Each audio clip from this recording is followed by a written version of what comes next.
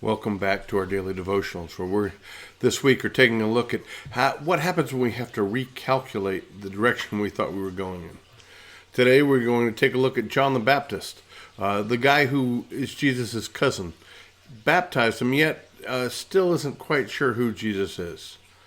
Here's what Matthew writes.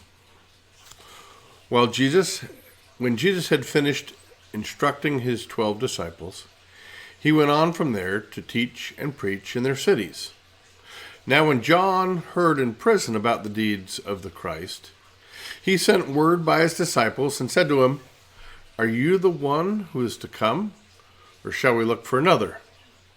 And Jesus answered them, "Go and tell John what you hear and see. The blind receive their sight, and the lame walk. Lepers are cleansed, and the deaf hear, and the dead are raised up, and the poor have good news preached to them. And blessed is the one who is not offended by me." You see, John's whole ministry had been to prepare the way for Jesus. Yet, he maybe didn't really understand who the Christ was, who the anointed one, the Messiah who came to save the world was, what his role was. So he sent his disciples out, those who had followed him, to go ask if Jesus was really the one that they thought, the one they had been looking for, the one they had longed for. And Jesus says, "Tell them what you saw.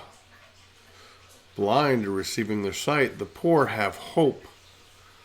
The lame walk, dead are being raised."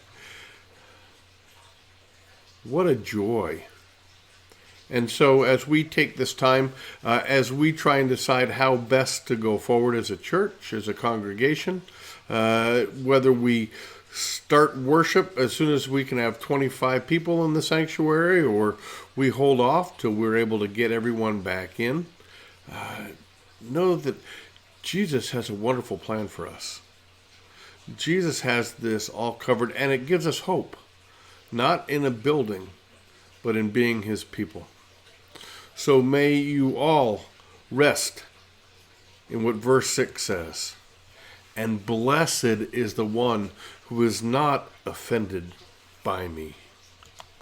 As we continue to love our neighbors as ourselves, as we continue to watch out and take care of others, as we continue to live into what this world is like when we have this virus that so quickly can decimate a community, I encourage you all to take it slow and to not be offended.